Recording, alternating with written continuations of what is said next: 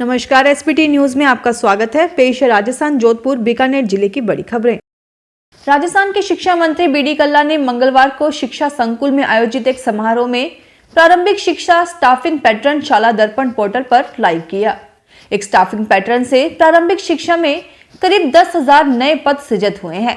गौरतलब है कि हर 2 साल के बाद प्रारंभिक शिक्षा में नामांकन वृद्धि के आधार पर शिक्षकों की स्वीकृति पदों की संख्या नए सिरे से आरटीई प्रावधानों के तहत निर्धारित की जाती है।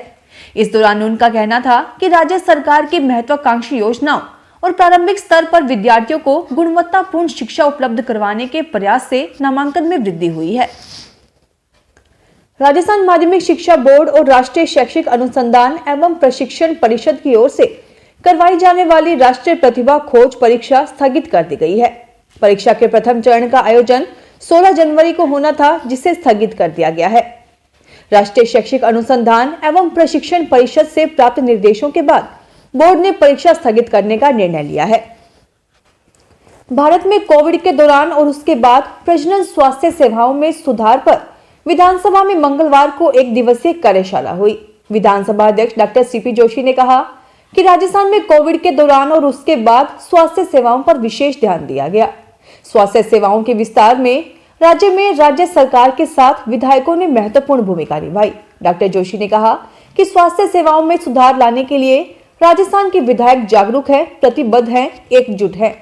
विधायक प्रजनन स्वास्थ्य सेवाओं में भी सुधार लाने के लिए प्रयत्नरत है।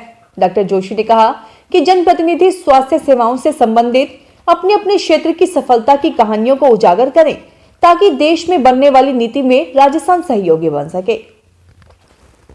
राजस्थान में 15 से 18 वर्ष की आयु के बच्चों को वैक्सीनेट करने के लिए 3 जनवरी से वैक्सीनेशन अभियान शुरू किया जाएगा। आंकड़ों की बात करें तो 15 वर्ष से 18 वर्ष की आयु के तकरीबन 51,12,000 से अधिक बच्चों को प्रदेश में वैक्सीन लगाई जाएगी, जिसकी तैयारियों में चिकित्सा विभाग जुट गया है। मामले को लेकर निदेशक जन स्वास्थ्य डॉक्टर के शर्मा का कहना है कि बच्चों को वैक्सीन लगाने से जुड़ी तैयारियां चिकित्सा विभाग ने शुरू कर दी है। ग्राम विकास अधिकारी प्रारंभिक भर्ती परीक्षा 2021 का आयोजन राजस्थान कर्मचारी चयन बोर्ड द्वारा आयोजित करवाई गई। 3,896 पदों पर आयोजित इस भर्ती में करीब 14,92,000 से ज्यादा परीक्षार्थी पंजीकृत थे।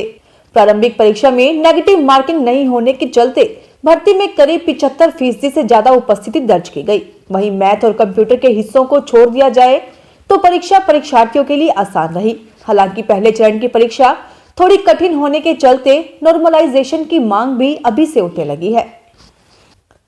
जयपुर की 2 कारोबारी समूहों पर इनकम टैक्स की कार्रवाई खत्म हो गई।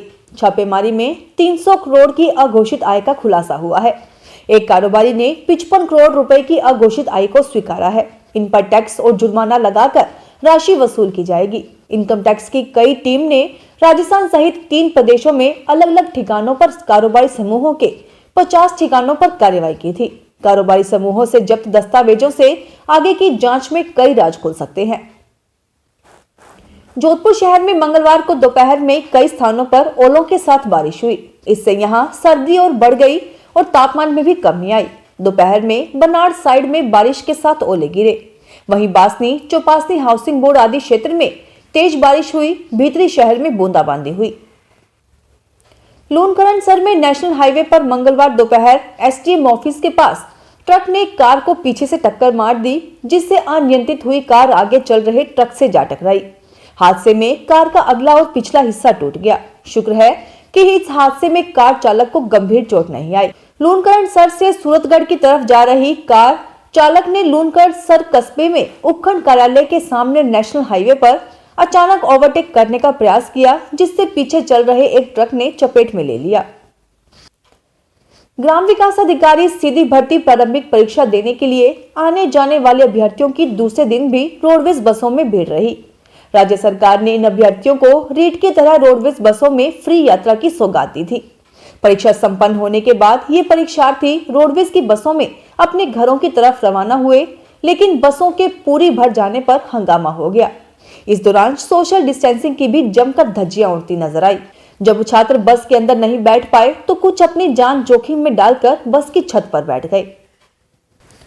श्री डूंगरगढ़ में चोरी और लूट की वारदातों में लगातार बढ़ोतरी अब आम नागरिकों के लिए चिंता का विषय हो गया है। श्री डूंगरगढ़ के 2 गांवों में पिछले 24 घंटों में चोरी हुई है। दोनों ही चोरी ज्वेलर्स की दुकान पर हुई। कस्बे से दूर सोनियासर मिठिया गांव में ज्वेलर्स की एक दुकान में चोरी हो गई। इससे पहले जसरासर गांव में आरके ज्वेलर्स के यहां भी इन्हीं चोरों ने हाथ साफ किया। चोर को ढूंढने के लिए पुलिस ने अपनी तरफ से पूरी मशक्कत शुरू कर दी है। प्रथम दृष्टया से पता चला है कि एक बिना नंबरी गाड़ी में आए चोरों ने इस घटना को अंजाम दिया है। सोनियासर मिठिया में हुई चोरी में पुलिस को अंदेशा है कि ये चोर जसरासर गांव से सोनियासर पहुंचे थे। पंडित दीनदयाल उपाध्याय समर्पण निधि अभियान के तहत जोधपुर में भी समर्पण निधि कार्यक्रम चलाया जाएगा। इसकी रूपरेखा तय करने के लिए मंगलवार को भाजपा के वरिष्ठ नेता व विधानसभा में उपनेता राजेंद्र राठौड़ के आतिथ्य में विशेष बैठक आयोजित की गई। उन्होंने कहा कि बीजेपी जन जन की पार्टी है। इस अभियान के दौरान बीजेपी आर्थिक रूप से आत्मनिर्भर बने, इस दृष्टि से मदद एकत्रित की जाएगी। अभियान के दौरान प्रवासी राजस्थानियों से भी आर्थिक मदद ली जाएगी। बीकानेर से जैसलमेर की ओर जाने वाले मार्ग पर सड़क किनारे भारी वाहनों के खड़े होने की समस्या के खिलाफ पूर्व मंत्री देवी सिंह भाटी ने एक बार फिर प्रशासन को चुनौती दी है। भाटी ने 6 जनवरी को इसी मार्ग पर धरना देने की चेतावनी देते हुए इससे पहले सभी ट्रक व ट्रॉलियों को यहां से हटाने की मांग करते हुए जिला कलेक्टर और पुलिस अधीक्षक को ज्ञापन दिया है। राजस्थान कर्मचारी चयन बोर्ड की ओर से मंगलवार को हुई ग्राम विकास अधिकारी प्री परीक्षा के दौरान कई जगह ट्रैफिक जाम की स्थिति रही। खासतौर पर पावटा चौराहा 2 घंटे तक जाम रहा। परीक्षा छूटने के बाद पावटा चौराहा और आसपास के क्षेत्रों में वाहन रेंग रेंग कर चल रहे थे।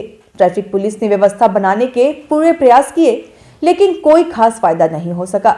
सड़कें चौड़ी कम और वाहन अधिक होने से लंबे समय तक एक साइड का ट्रैफिक रोककर दूसरी साइड से निकालना पड़ा।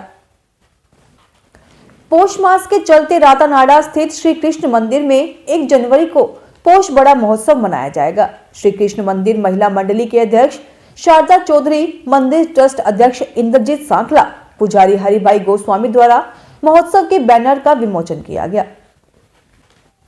अखिल भारतीय विद्यार्थी परिषद ABVP ने मंगलवार को जय नारायण व्यास विश्वविद्यालय में खेलकूद प्रतियोगिताओं को लेकर प्रदर्शन किया। उन्होंने विश्वविद्यालय प्रशासन पर छात्राओं के लिए खेल गतिविधियों के प्रति उत्तरदायित्वहीनता एवं दमनकारी नीतियां अपनाने का आरोप लगाया। प्रदर्शनकारी ABVP कार्यकर्ताओं ने कुलपति की अनुपस्थिति में उनके कार्यालय में खाली कुर्सी के सामने धरना देकर नारेबाजी भी की। फिलहाल इस बुलेटिन में इतना ही। फिर हाजिर होंगे और बड़ी खबरों के साथ। SBT न्यूज के वीडियो देखने के लिए हमारे चैनल को सब्सक्राइब करें और नोटिफिकेशन पाने के लिए बेल आइकन को प्रेस करें।